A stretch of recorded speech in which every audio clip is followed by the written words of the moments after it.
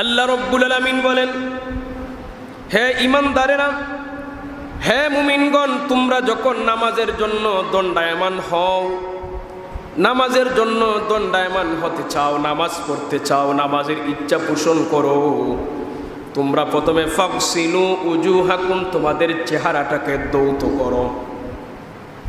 তোমরা যখন নামাজ পড়ার ইচ্ছা পোষণ করো, আল্লাহ পাক বলেন ফাগসিলু উজুহাকুম, তোমরা তোমাদের চেহারাটাকে ধৌত করো। ওয়া আইদিয়াকুম ইলাল মারাফিক, এবং তোমাদের দুই হাতের কনুই সহ ধৌত করো।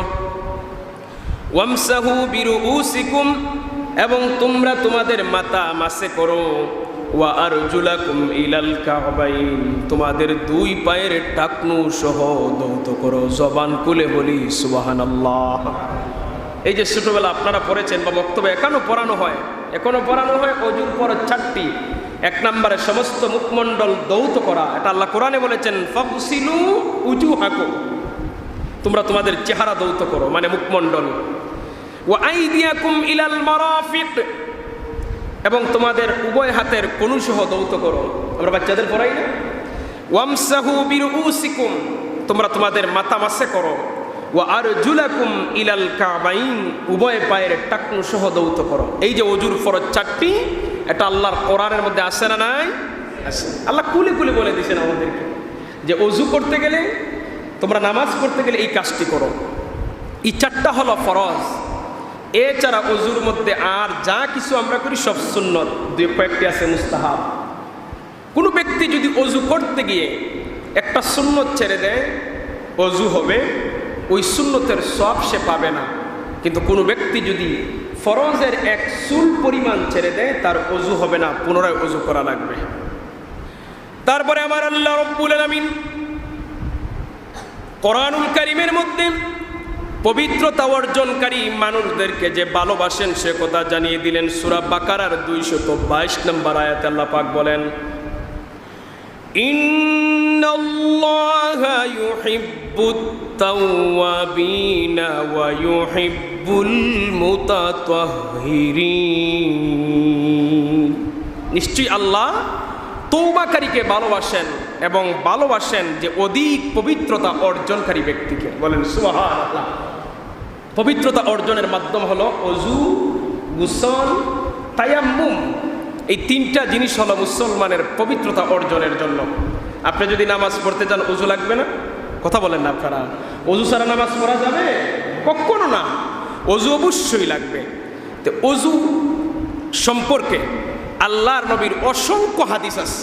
অজুর ফজিলত, অজুর নিয়ম আমরা ধারাবাহিকভাবে শোনার চেষ্টা করি। সহিহ বুখারী, মুসলিম এবং মিশকাতের মধ্যে 3টা হাদিস গ্রন্থের মধ্যে একটা হাদিস আসছে, বিশেষ করে মিশকাতের 38 নম্বর পৃষ্ঠার মধ্যে হাদিসটা আসছে।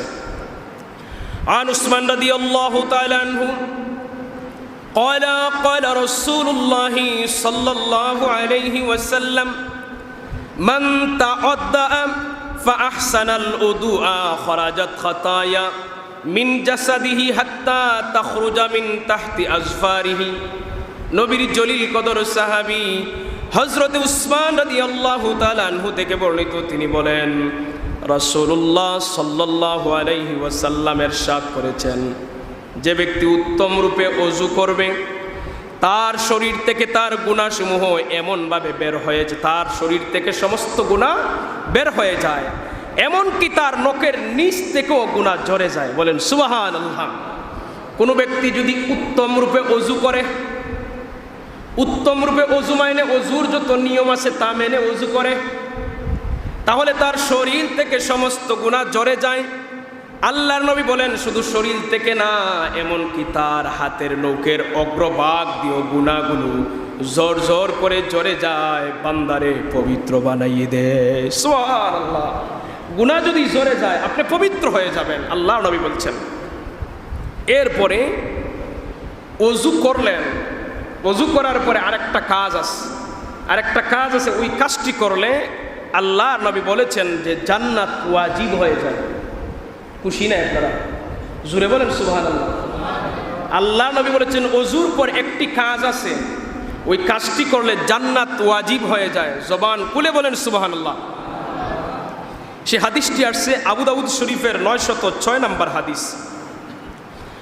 قال رسول الله صلى الله عليه وسلم, আল্লাহর নবী ইরশাদ করেন, মা মিন মুসলিমিন ইয়াতাওয়াদ্দা ফা হুসনিহি ফায়ুহসিনু উদুআহু সুম্মা ইয়াকুলু ফায়ুসাল্লি রাকাতাইন মুকবিলান আলাইহিমা বিকলবিহি ওয়া ওয়াজহি ইল্লা ওয়াজাবাত লাহুল জান্নাহ। আল্লাহর নবী ইরশাদ করেন, কোন মুসলমান যদি ভালোভাবে ওযু করে, অতঃপর খুজু খুশুর সাথে 2 রাকাত নামাজ আদায় করে, নবী বলেছেন ভালোভাবে ওযু করে আর খুজু খুশুর সাথে যদি 2 রাকাত নামাজ আদায় করতে পারে, আল্লাহ রব্বুল আলামিন তার ওই বান্দার জন্য জান্নাতটারে ওয়াজিব বানিয়ে দেন। সুবহানাল্লাহ।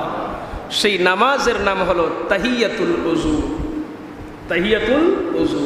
ওযু করেছেন, 2 রাকাত নামাজ পড়ে নিলেন, ভালোভাবে ওযু করেছেন এবং মনোযোগ সহকারে উত্তমভাবে 2 রাকাত নামাজ আদায় করলেন, আল্লাহর নবী বলেন ওই বান্দার জন্য জান্নাত ওয়াজিব হয়ে যায়।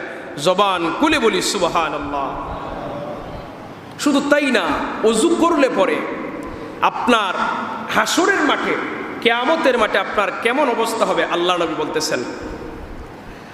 বুখারী শরীফের 138 নম্বর হাদিসের মধ্যে আল্লাহর নবী বলেন, একজন সাহাবী বলেন, আমি নবী করিম সাল্লাল্লাহু আলাইহি ওয়াসাল্লামকে বলতে শুনেছি, নবী করিম সাল্লাল্লাহু আলাইহি ওয়াসাল্লাম বলেছেন, ইন্না উম্মতি ইয়াদউনা ইয়াউমাল কিয়ামাহ, ইন্না উম্মতি ইয়াদউনা ইয়াউমাল কিয়ামাতি গুররান মুহাজ্জিলিনা মিন আসারিল উদুই ফামান ইসতাতা মিনকুম আন ইউতিলা গুররাতাহু ফালইফআল। আল্লাহর নবী ইরশাদ করেছেন, নিশ্চয়ই কিয়ামত দিবসে আমার উম্মতকে এমন অবস্থায় ডাকা হবে যে ওযুর প্রভাবে তার হাত পা এবং মুখমণ্ডলগুলো উজ্জ্বল থাকবে। বুঝেন নাই? ওযুর প্রভাবে আমার উম্মতরা হাসরের মাঠে এমনভাবে উঠবে, তার হাত পা এবং মুখমণ্ডল উজ্জ্বল থাকবে। সুবহানাল্লাহ। নবী বলেছেন ওযুর প্রভাবে, যারা সবসময় ওযু করে পবিত্র থাকে তাদের কথা নবীজি বলেছেন। তারপরে আমার নবী বলেন, অতঃপর তোমাদের মধ্যে যে তার নিজের উজ্জ্বলতা বাড়াতে চায়, তোমাদের মধ্যে যেই ব্যক্তি নিজের হাত পা এবং মুখমণ্ডলের উজ্জ্বলতা বাড়াতে চায়, সে যেন তা করে নেয়। তার মানে সে যেন বেশি বেশি করে ওযু করে নেয়। কারণ বান্দা জমিনে যত বেশি বেশি করে ওযু করবে, হাসরের মাঠে তার চেহারা তত বেশি উজ্জ্বল হবে। সুবহানাল্লাহ। ওযুর মধ্যে ফায়দা আছে, বলেন না আপনারা, আছে কিনা? আছে। নাসাই শরীফের মধ্যে আরেকটা হাদিস আসছে, আল্লাহ নবী একজন সাহাবী নবীকে জিজ্ঞাসা করলেন, ইয়া রাসূলুল্লাহ, আমি যে ওযু করব এতে আমার লাভ কি? আমি যে ওযু করব, আমার ওযুর মধ্যে ফায়দা কি, আপনি একটু বলেন। আল্লাহ নবী সাল্লাল্লাহু আলাইহি ওয়াসাল্লাম বললেন, তুমি যখন ওযু করতে যাবে, ওযু করতে গিয়ে সর্বপ্রথম তোমার 2 হাতের কবজি পর্যন্ত দৌত করবে। তোমার 2 হাতের কবজি পর্যন্ত যখন তুমি দৌত করবে, ওই 2 হাতের মধ্যে যত গুনাহ থাকবে সাথে সাথে তা ঝরে পড়ে যাবে। 2 হাতের কবজি আমরা প্রথমে দই ওযুর মধ্যে। তারপরে নবী বলেন, তুমি যখন কুলি করবে, তোমার নাক পরিষ্কার করবে, তোমার চেহারা দৌত করবে, তোমার উভয় হাত দৌত করবে, তোমার মাথা মাসে করবে এবং তোমার পা দৌত করবে। সমস্ত ওযুর প্রতিটি নিয়ম যখন তুমি যথাযথভাবে আদায় করবে, তোমার শরীর থেকে সমস্ত গুনাহগুলি ঝরে পড়ে যাবে। তার মানে ওযু করলে গুনাহ ঝরে যায়। ওযুর মধ্যে নবীজি বলেছেন প্রতিটা অঙ্গ থেকে গুনাহগুলি ঝরে পড়ে যায়। এরপরে নবী আরো বলেন, তুমি উত্তম রূপে ওযু করার পরে এরপরে তুমি আল্লাহর সামনে দাঁড়িয়ে যাবে। তুমি যখন নামাজের মধ্যে দাঁড়িয়ে তোমার চেহারাটাকে তোমার রবের সামনে দিয়ে দিবে, তুমি এমনভাবে পবিত্র হয়ে ওই সেজদা থেকে উঠবে, নামাজ থেকে বের হবে, যেভাবে একজন সন্তান প্রথম দিন তার মায়ের পেট থেকে নিষ্পাপ হয়ে বের হয়ে আসে। একটা সন্তান যখন প্রথম দিন তার মায়ের পেট থেকে নিষ্পাপ হয়ে জমিনে আগমন করে, ওইভাবে তুমি উত্তম রূপে অজু করে 2 রাকাত নামাজ আদায় করলে পবিত্র হয়ে তুমি বের হয়ে আসবে। তার মানে অজু আর নামাজে মুসলমানের লাভ আসেনি? আপনার আওয়াজে বোঝা যায় নাই? লাভ আসেনি? আল্লাহর নবী ইরশাদ করেন, قال النبي صلى الله عليه وسلم مفتاح الجنة الصلاة ومفتاح الصلاة الطهور। নবী বলেন মিফতাহুল জান্নাতিস সালাহ, নামাজ হলো জান্নাতের চাবি। সুবহানাল্লাহ। মিফতাহুল জান্নাতিস সালাহ, নামাজ হলো জান্নাতের চাবি। ওয়া মিফতাহুস সালাতিত তুহুর, আর পবিত্রতা অর্জন ওযু হলো নামাজের চাবি। নামাজ হলো জান্নাতের চাবি আর ওযু হলো নামাজের চাবি। তার মানে যে ব্যক্তি ওযু করবে তার নামাজ হবে, যেই ব্যক্তি নামাজ পড়বে তার জন্য জান্নাত আছে। যার ওযু নাই তার নামাজ নাই, যার নামাজ নাই তার জন্য জান্নাত নাই। নবীর হাদিস বলছে, আমি না, আমার নবীর হাদিস এ কথা প্রমাণ করে, মুসনাদে আহমদের হাদিস। তারপরে অনেকে অনেক সময় দেখা যায় ওযু ছাড়াও নামাজে দাঁড়াই যায়, বুঝে না তো। অনেক সময় দেখা যায় ওই যে আপনারা যে প্রবাস থাকেন সৌদি আরবে, যে ওযু ছাড়াও নামাজে দাঁড়ায়, এরকম ঘটনা আমরা সামনে বর্ণনা করি। এগুলো হলো ফাকলামি, মূর্খতা, অজ্ঞতা, জাহিলতা। নবীর হাদিস অমান্য করে ওযু ছাড়া নামাজে দাঁড়াবে মানে?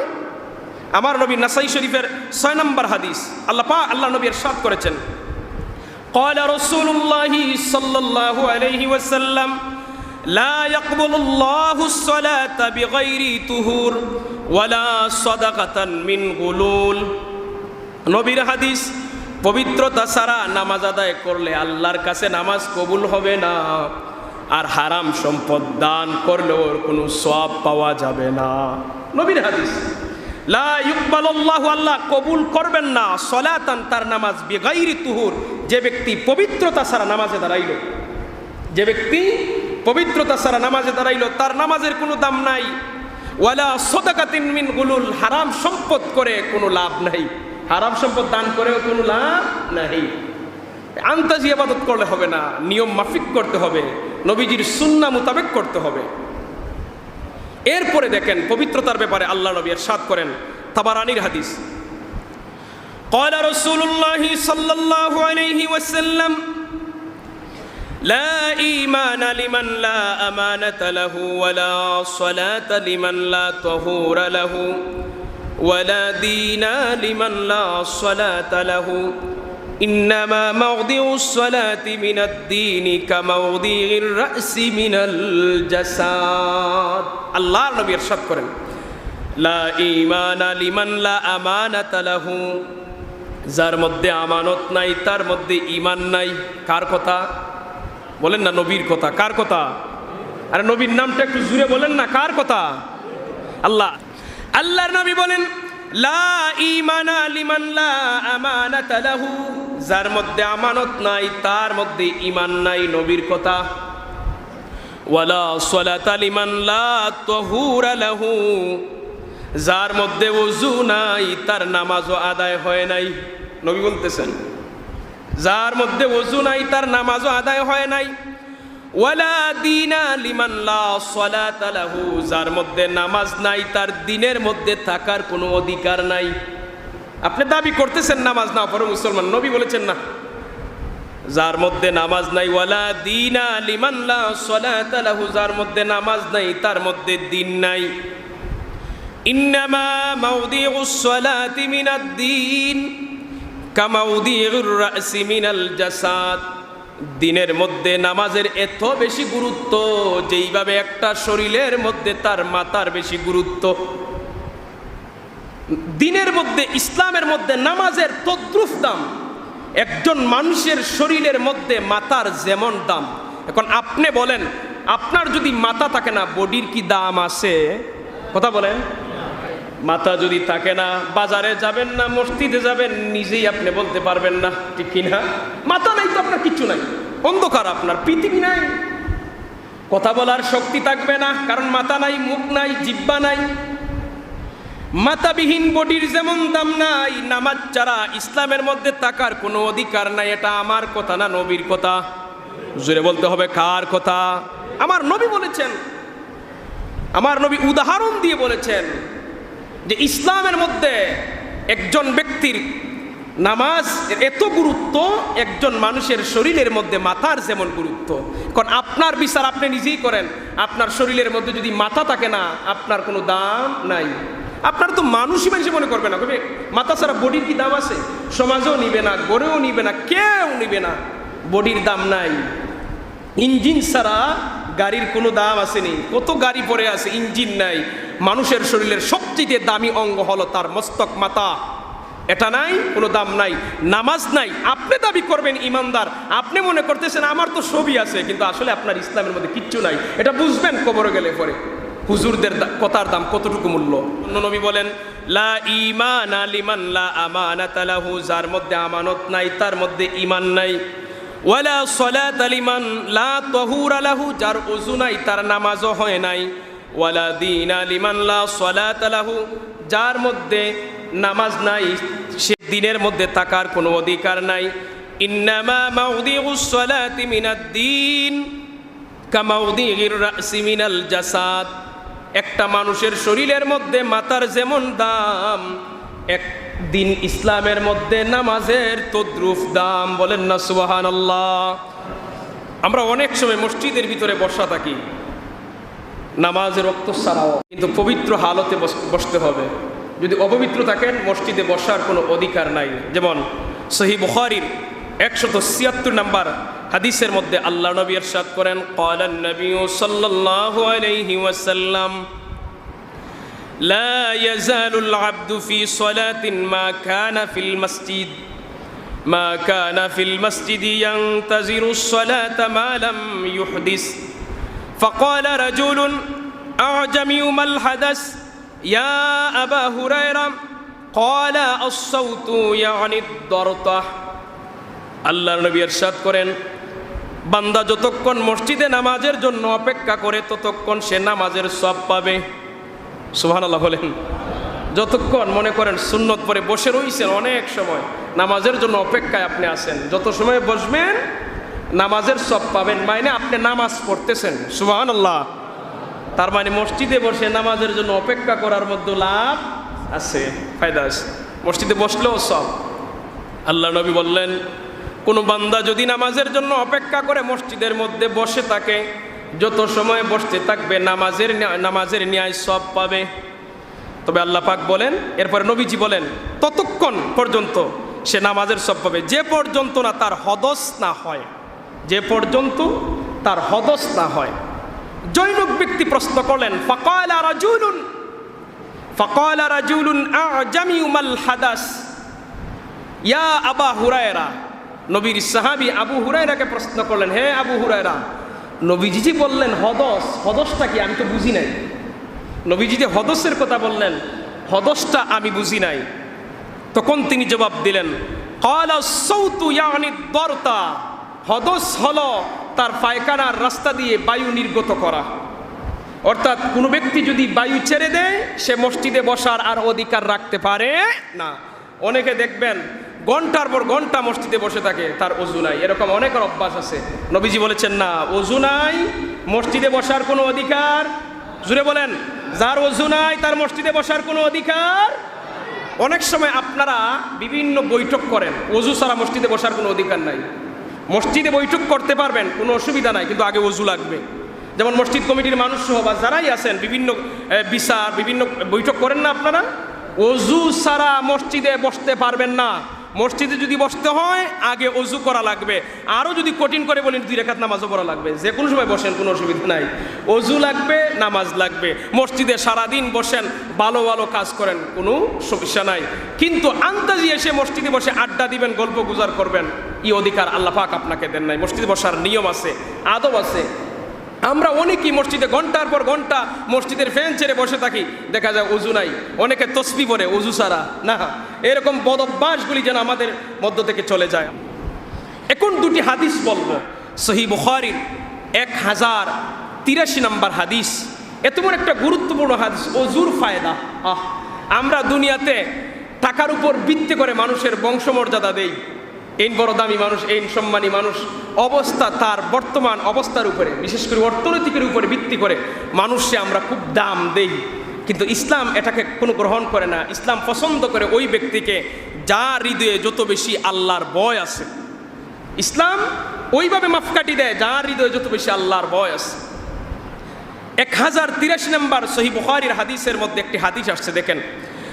আন আবি হুরায়রা রাদিয়াল্লাহু তাআলা আনহু أن النبي صلى الله عليه وسلم قال لبلال عند صلاة الفجر يا بلال حدثني بأرجى عمل عملته في الإسلام فإني سمعت دفني لك يدي بين يدي في الجنة قال ما علمت عملا أرجى عندي إني لم أتطهر طهورا في ساعة ليل أو نهار إلا صليت بذلك الطهور ما كتب لي أن أصليا।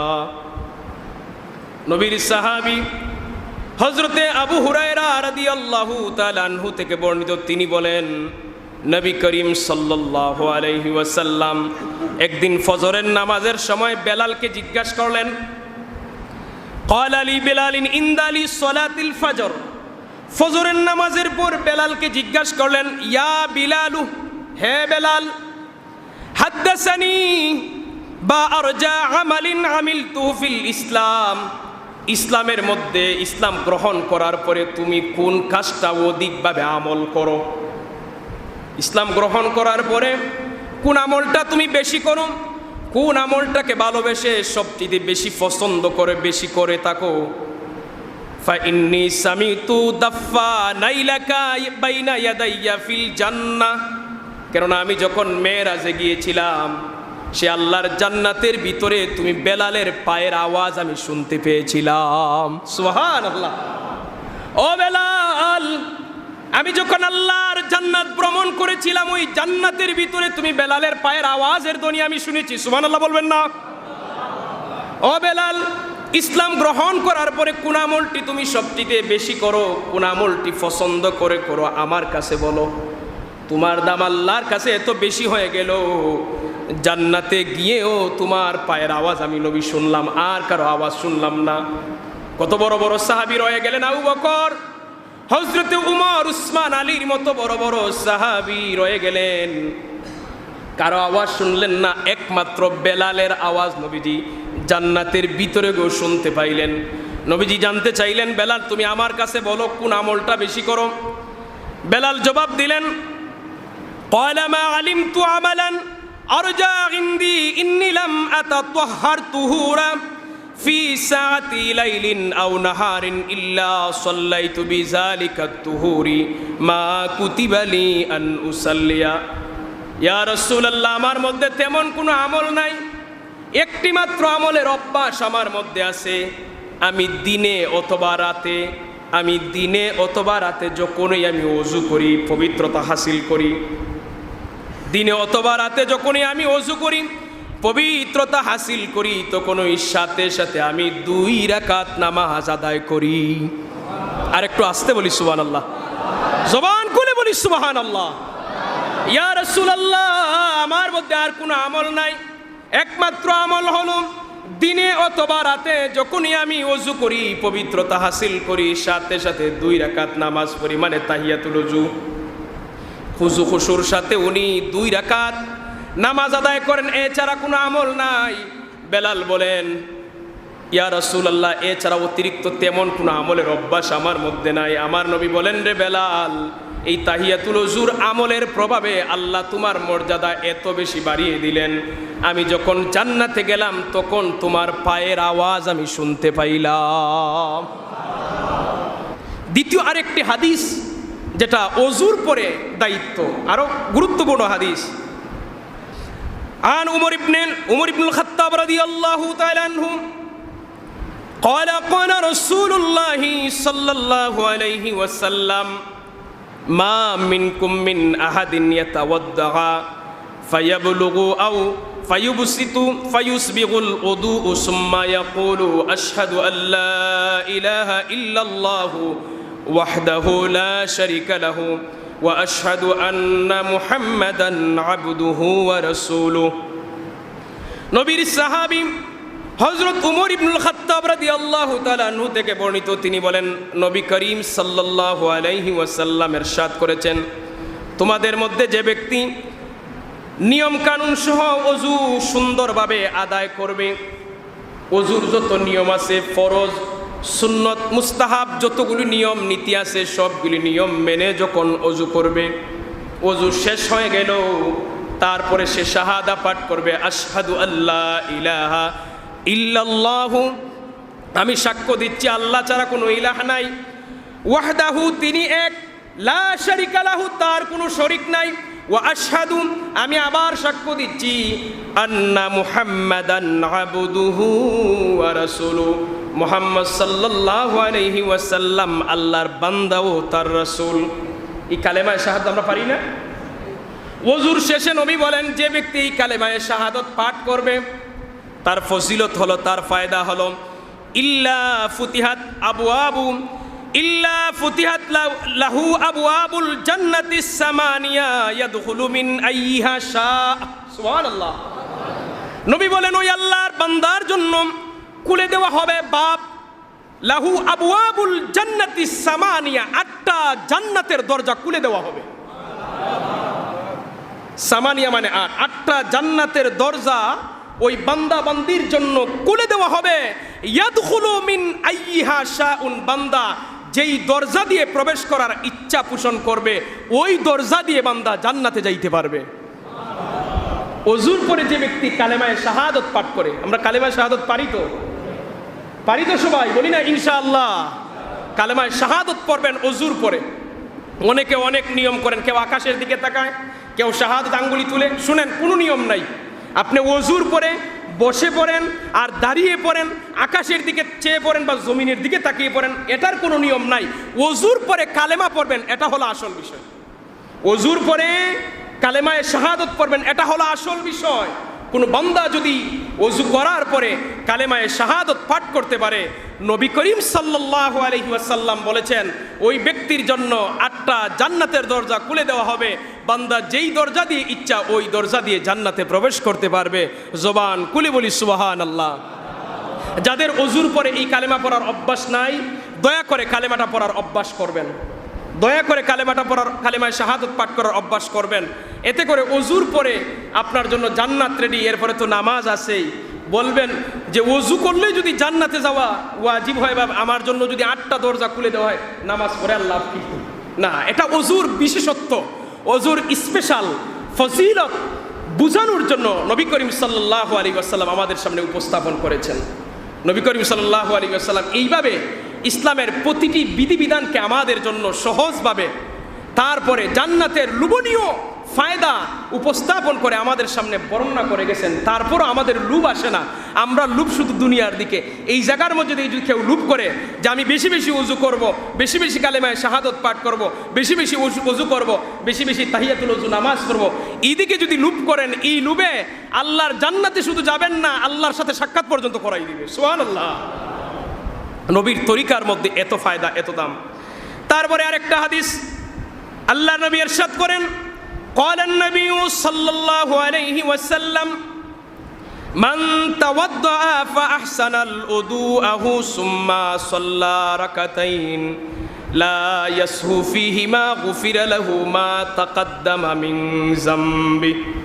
আল্লাহ নবী ইরশাদ করেন, যে ব্যক্তি সুন্দরভাবে ওযু করবে, ওযু করার পরে 2 রাকাত নামাজ আদায় করবে, সাল্লা রাকাতাইন, 2 রাকাত নামাজ আদায় করবে, ওই বান্দাকে আল্লাহ রব্বুল আলামিন তার জিন্দেগির সমস্ত গুনাহ খাতা মাফ করে পবিত্র বানাই দিবেন। ওই তাহিয়াতুল ওযুর কথাই আসছে, তাহিয়াতুল ওযুর কথা বারবার আসছে। এখন আমাদের যে অনেকের ধারণা যে শুধু শুক্রবারে তাহিয়াতুল ওযু, না, আপনি যখন ওযু করবেন তখন পড়বেন। চাইলে প্রতি ওয়াক্ত তাহিয়াতুল ওযু 2 রাকাত পড়েন। এছাড়া যে কোনো সময় ওযু করছেন, সুযোগ আছে, মসজিদ পাশে 2 রাকাত পড়েন। ঘরে ওযু করেছেন, আপনি ঘরের ভিতরে দাঁড়িয়ে 2 রাকাত নামাজ পড়েন তাহিয়াতুল ওযু। যদি পড়তে পারেন আপনার জন্য অনেক লাভ আছে, অনেক ফায়দা আছে। সম্মানিত হাজিরিন, এই যে মসজিদে আসছেন, আমি গত 2 জুম্মা আগে বলার পরও আজকে অনেকে বসছেন যারা নামাজ ছাড়া ডাইরেক্ট বসে গেছেন। কোনো অধিকার আপনার নাই মসজিদে বসার, যত সময় পর্যন্ত আপনি নামাজ 2 রাকাত পড়বেন না। মসজিদে ঢুকার পরেই আগে 2 রাকাত নামাজ, যে কোনো নামাজ পড়ে বসা লাগবে। নামাজ ছাড়া মসজিদে বসার অধিকার নাই, নবীজি বলেছেন, কিন্তু আমরা বসে যাই। এখন যে বসলেন, আপনার তো কেউ এই জমিনে বলবে না, কিন্তু পরকালে খবর আছে। পরকালে আপনার খবর আছে। আপনাকে আল্লাহর সামনে দাঁড়ানো লাগবে, নবীর সামনে দাঁড়ানো লাগবে। দুনিয়ার প্রতিটা কাজে কর্মের জন্য হিসাব দিতে হবে। সম্মানিত হাজিরিন, আপনি নামাজে আসবেন, জোহরের নামাজে আপনি আসছেন, এসে দেখলেন যে সুন্নতের টাইম আছে, আপনি সুন্নত পড়লেন। যদি সময় আরও থাকে, আগে তাহিয়াতুল ওযু 2 রাকাত পড়লেন, তারপরে জোহরের সুন্নত পড়েন। এখন এমন সময় আসলেন আপনার সুন্নতের টাইম নেই, 4 রাকাত পড়তে পারবেন না, যে সময়টা আছে আপনি 2 রাকাত তাহিয়াতুল ওযু পড়েন, এই সুন্নতটা পরে পড়বেন। এখন দেখলেন যে সুন্নতেরও টাইম নাই, তাহিয়াতুল ওযু পড়ারও টাইম নাই, ফরজ নামাজ শুরু হয়ে যাবে। নামাজে দাঁড়াবেন না এবং মুসল্লায় বসবেন না, আপনি দাঁড়িয়ে থাকবেন। যখন ফরজ শুরু হবে তখন আপনি নামাজে দাঁড়াবেন। কেননা নামাজ না পড়ার আগ পর্যন্ত মসজিদে বসার অধিকার নাই। অনেকে আমরা সুন্নতও পড়ি না, তাহিয়াতুল ওযু পড়ি না, এসে ডাইরেক্ট মসজিদে বসে পড়ি। না, বসবেন না। আপনি পারবেন 2 ওয়াক্তে বসার সুযোগ আছে। ফজরের নামাজের সময় আপনি গড়ে ওযু করলেন, গড়ে সুন্নত পড়ে নিলেন, মসজিদে আসলেন ফরজ পড়ার জন্য, সময় আছে, তখন বসতে পারবেন। কেননা যে ফজরের যখন ওয়াক্ত শুরু হয়, সূর্য উদয়ের আগ পর্যন্ত ফজরের 2 রাকাত সুন্নত এবং ফজরের 2 রাকাত ফরজ নামাজ, এই 4 রাকাত নামাজ ছাড়া অন্য নফল নামাজ পড়া মাকরু। এজন্য ঘরে যদি সুন্নত পড়ে নেন, মসজিদে এসে বসতে পারবেন। আরেকটা ওয়াক্ত হলো মাগরিবের ওয়াক্ত। আসরের ফরজ নামাজ পড়ে গেছেন আপনি, এরপরে মাগরিবের নামাজের জন্য আসছেন, এখন সময় আছে 10 মিনিট, আপনি বসে তাসবিহ তাহলিল পড়বেন।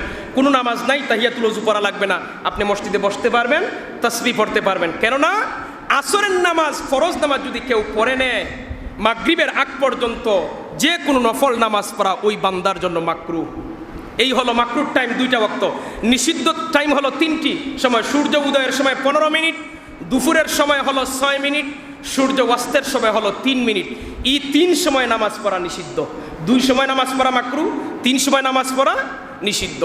সম্মানিত হাজিরিন, তো মসজিদে যখন আমরা আসব, বিশেষ করে আপনি জোহরের নামাজে আসলেন, আসরের নামাজ পড়ার জন্য আসলেন, এশার নামাজ পড়ার জন্য আসলেন, এসে দেখে যদি সুন্নতের টাইম থেকে সুন্নত পড়বেন, সুন্নত পড়ার এই সময় নাই, আপনি 2 রাকাত পড়ার সময় আছে 2 রাকাত পড়বেন, তাও আপনার টাইম নাই, তাহলে আপনি বসবেন না, আপনি দাঁড়িয়ে থাকবেন যত সময় পর্যন্ত না জামাত শুরু হয়। এটাই হলো মসজিদের আদব। তারপরে ওযু করতে গিয়ে, আমি আবার ওযুর প্রথম দিকে চলে আসি। ওযু করতে গিয়ে যদি আপনার সুন্নত আদায়ের ক্ষেত্রে 1-2টি ছুটে যায়, আপনার ওযু হয়ে যাবে। ওই সুন্নত ছুটে যাওয়ার কারণে সুন্নতের সব পাবেন না। কিন্তু যদি ফরজ ছুটে যায়, তাহলে 2টা ফতোয়ার কিতাব, আহসানুল ফতোয়া এবং রাদ্দুল মুখতার, 2টা ফতোয়ার কিতাবে আসছে, যদি ফরজ যতটুকু আমরা, ওযুর ফরজ 4টি, সমস্ত মুখমণ্ডল দৌত করা, দুই হাতের কনুসহ দৌত করা, মাথা মাসে করা, আর দুই পায়ের টাকনুসহ দৌত করা, এই 4টা ফরজের 1 চুল পরিমাণ যদি শুকনো থাকে, 1 চুল পরিমাণ যদি শুকনো থাকে, তাহলে তার ওযু হবে না, পুনরায় ওযু করা লাগবে। মানে আপনি ওযু করলেন, অনেকে মুখের মধ্যে শুধু পানি দিয়ে চলে আসেন। মুখমণ্ডলের এরিয়া কতটুকু? কপালের চুলের গুড়ি থেকে শুরু করে আপনার তুতনির নিচ পর্যন্ত, এক কানের লতি থেকে আরেক কানের লতি পর্যন্ত মুখমণ্ডল যা কিছু আছে সব মুখের অন্তর্ভুক্ত, সব কিছুকে আপনি দইবেন। এই জন্য তো নবীজি বলেছেন 3 বার দৌত করো, 3 বার দৌত করা সুন্নত। কারণ একবার যদি দৌত করার পরে কিছু অংশ থাকে, দ্বিতীয়বার পুরা হয়ে যাবে। দ্বিতীয়বার দৌত করার পরে যদি কিছু বাকি থাকে, তৃতীয়বার আর বাকি থাকবে না। আর 3 বার যে ব্যক্তি দোয়ার পরও তাকে, তার তো ওযুই চিনে না, আর কি বলবো তাকে। 3 বার দোয়ার পরে যদি তার মুখমণ্ডলে জায়গা মনে করেন শুকনা থাকে, তার তো ওযুই চিনে না।